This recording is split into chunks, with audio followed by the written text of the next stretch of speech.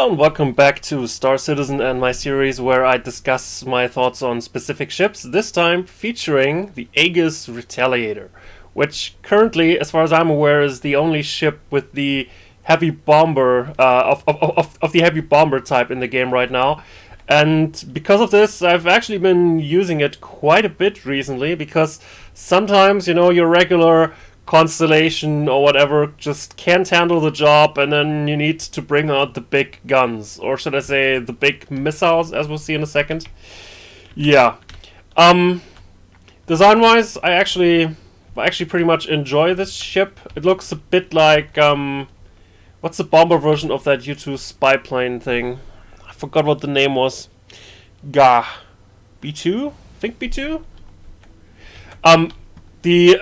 We had already talked about a different bomber, the Eclipse, like way back, and so I'll often make comparisons between this and the Eclipse.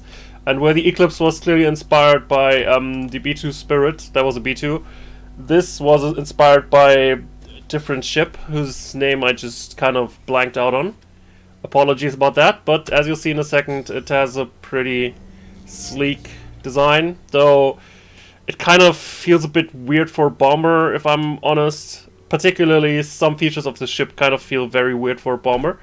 But we'll get to that closer to the end of the video. Right now, I basically ran a mission with just my regular ship, and then a hammerhead showed up, and I thought, you know, I might be able to wear it down using the hammerhead. I actually don't need that. I thought I wanted to restock, because I only have 4 torpedoes, but 4 torpedoes should be enough, I think. Unless I mess things up, which, you know, can happen, but we'll see. Anyway, I was doing a mission, an ERT mission, which has a chance of hammerheads appearing. And I figured, you know what, better get my bomber out for that hammerhead, because my regular ship can't quite efficiently deal with it.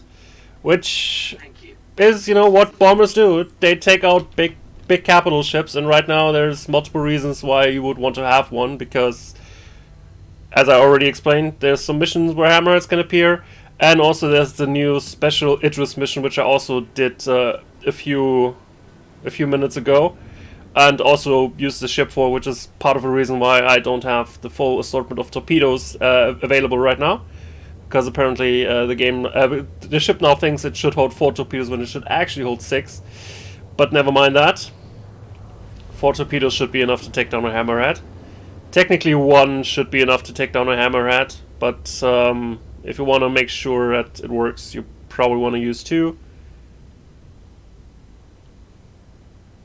For taking down an Idris, you need quite a bit more. I've heard you can do it with 4. I was able to use... I had to use 8, basically. So, but it depends a little bit on where we hit. Does it still have shields and all that kind of stuff, so... Anyway, let's bring out the bomber to do what a bomber does, you know, take down big ships.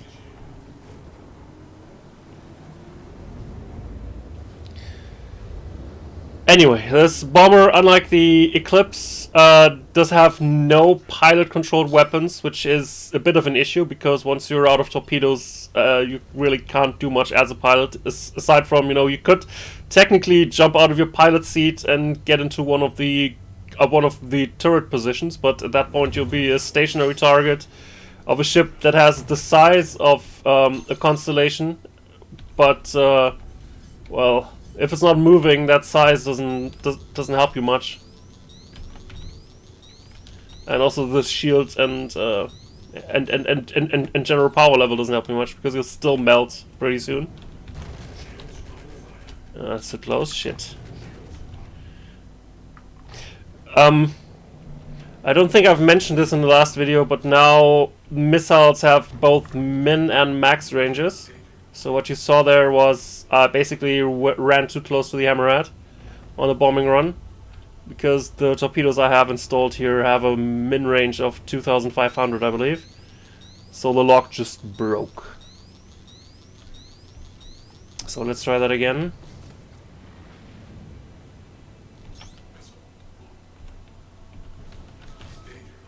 Yeah, come on.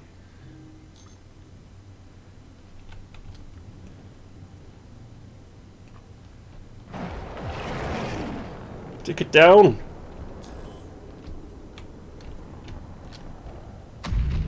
Yes, we did it. Alright, now let's GTFO.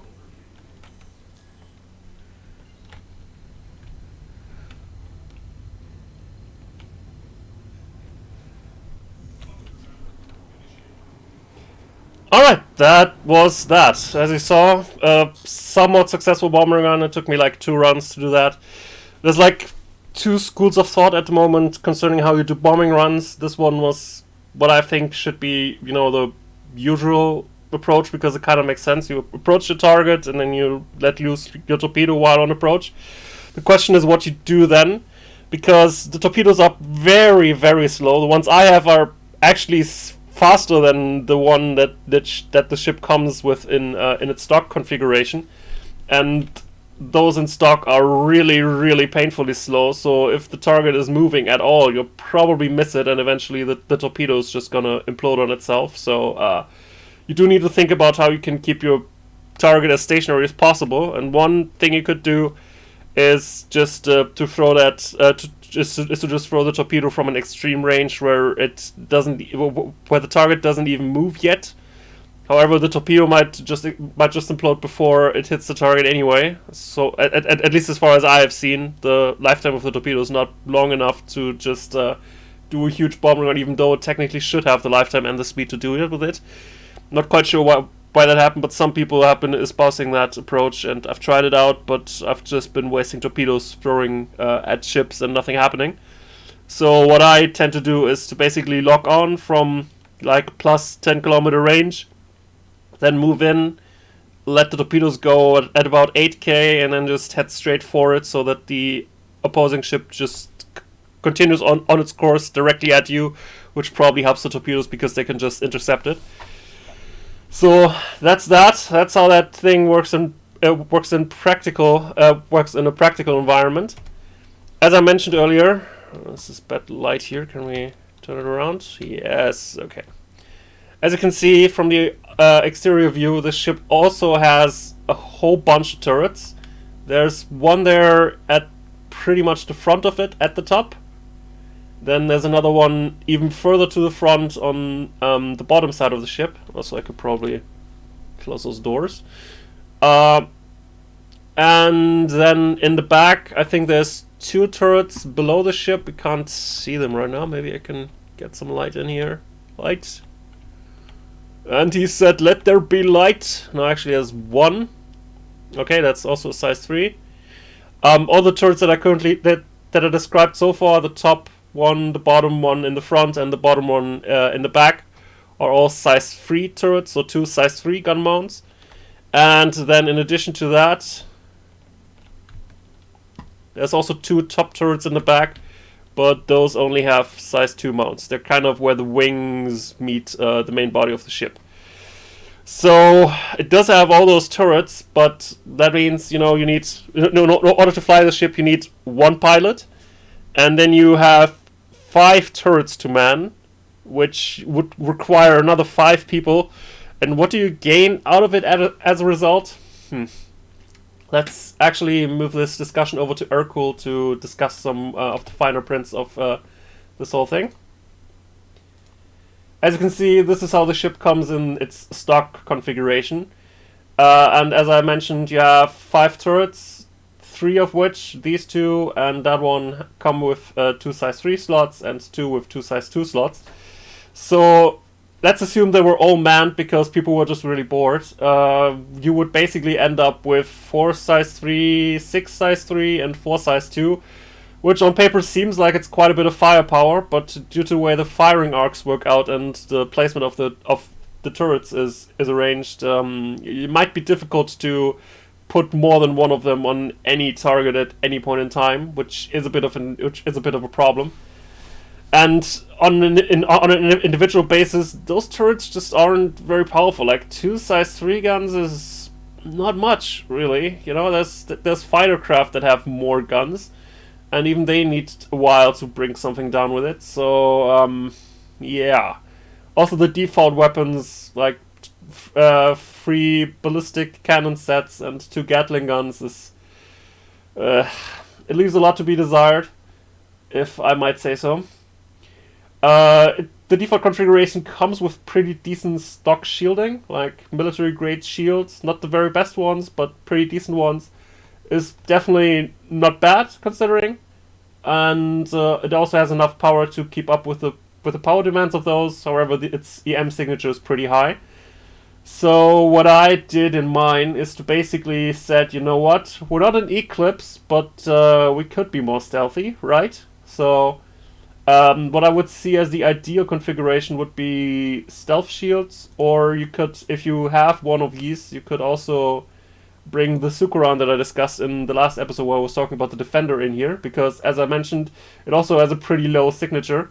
So you could pair it really well with the Stealth Shield, because the Stealth Shield can already start regenerating the shield health pool while the Sukuran still waits around, which is also a nice way to combine those.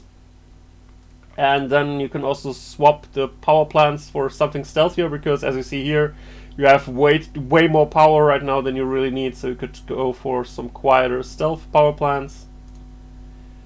And then as a result, your EM signature is not that bad. I mean, you're not quite on Eclipse levels of EM signature. I think Eclipse has like just 1,000 in its default configuration, which is quite a bit less. But still, it's not too bad, I think. And I'm not sure if the AI kind of takes stealth values into consideration, and also currently the heat signature is kind of a fixed value that you cannot influence in any way. So that's also a bit of an issue, because they can still read your IR signature even if your EM is pretty small. But I think it's funny, at least, and it still works, as you've seen. The configuration I had flying there actually didn't have the Sukuran, but just another second Umbra. But still, it's fine. If you're just careful during your bombing runs, you don't need to tank that much, and then just stealth shields is totally fine in my book. Which leaves the turrets, which could be like a big other point of discussion, what to bring on those turrets so that they work together pretty well. So I don't want to waste too much time on that. I think my main point is that you're wasting a lot of manpower on something that's not going to be really effective against fightercraft in the first place, because neither one of which individual can take down a fighter on its own very effectively. And it is tanky, but even with the Sukuran, it's not tanky enough to just go into dogfight with fighters anyway. So I think you're just wasting manpower on something that you could have just used escort fighters for instead. Because instead of having some gunner in your turret, they could just bring out their, I don't know, their arrow. And each individual arrow comes with 3 size 3 guns. And as such, they can run interference way better than your own turrets ever could. So I think that's really not worth wasting people for.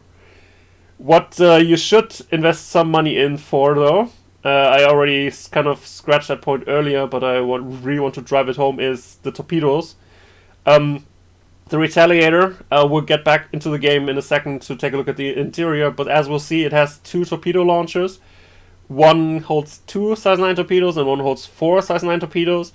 Due to the way that the system works out, you can use this to basically fire 2 salvos of 2 torpedoes when you have a full complement of torpedoes in the first place, because you can lock with this launcher and that launcher. Then after 2 launches, then after this has launched 2 torpedoes, it's going to be empty, and there's still going to be 2 here. So after that, you can still launch 2 torpedoes, but on an individual basis, because they're all in the same launcher, which is a bit of a weird quirk, but it's fine, I guess. So, but you should definitely exchange those Argos missiles that it comes with default, which, as you can see on the right, have a very low speed of 450 meters per second, which, you know, is not that much more than just the regular base speed of some fighter craft, of the regular combat speed of some fighter craft, let alone some big ships.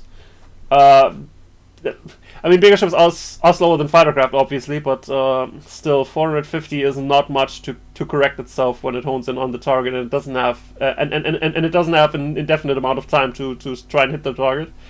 So yeah, I would change those for the Typhoon, because the Typhoon have like double the speed, and they also have more damage and a smaller lock time.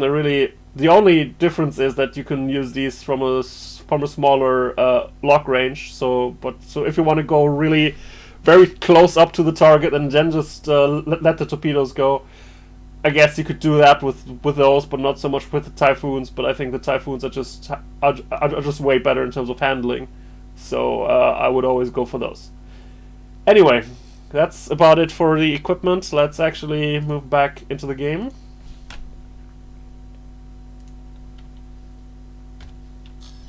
And let's take a look around the ship, because the ship actually also has a pretty decent interior.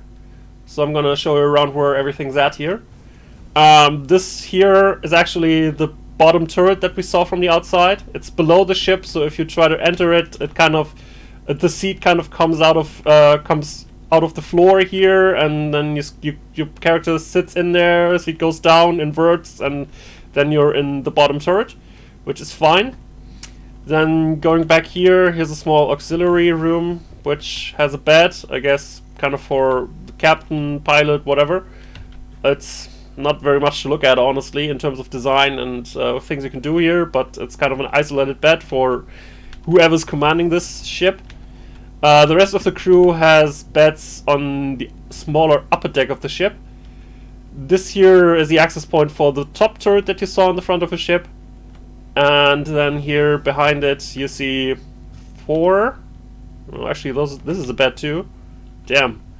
Not much space, but I guess with that you have 2, 4, 6 beds. Well, I guess that's enough to crew everything. Like, you have 5 turrets, so, and then you would also have room for like 1 support guy, mechanic, whatever. So I guess you do have enough beds for all the possible jobs that you have in this ship. Still, as I said, I don't really believe it's worth doing. At least currently in the PU and stuff, you know. I'm not trying to judge it from based on its military uses, where it might be rather useful to just send one vessel that is crewed to the max, other than send a whole wing of fighters. This is our torpedo bay. As you see, once we get inside, we've already used up quite a few of those. We can actually go in there too. Thankfully, the bay doors are closed now. As you can see here, this should be the big launcher. Yeah, this is the big launcher, the 4 torpedo launcher. We've already used up 2, so there's 1 missing here and 1 missing down here. I don't think we can manually access the smaller one. I don't remember where it is, at least. So that's a pretty nice detail, that you can basically just take a glance at your ship and see what sort of ammo you still have.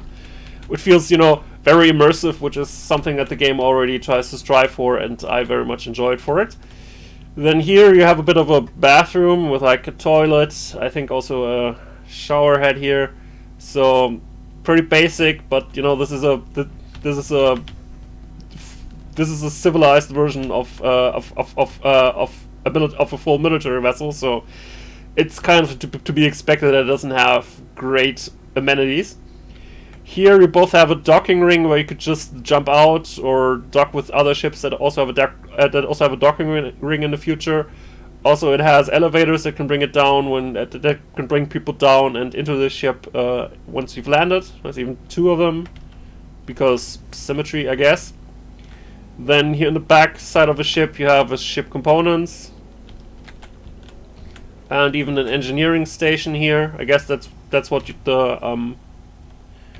the 6 guys, what the 6 crew members are supposed to be doing, running the engineering station.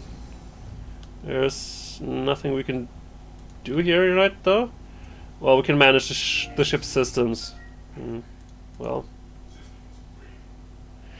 I don't think that's very useful right now, but maybe at some point in the future, maybe you have someone dedicated there and you can, you know, manage this ship aspects. You only have 1 display, but you can still do things like harden the shield so that the pilot doesn't have to worry about that and can just focus on flying and doing its torpedo runs. So I guess it might be useful, but yeah, it's a bit isolated.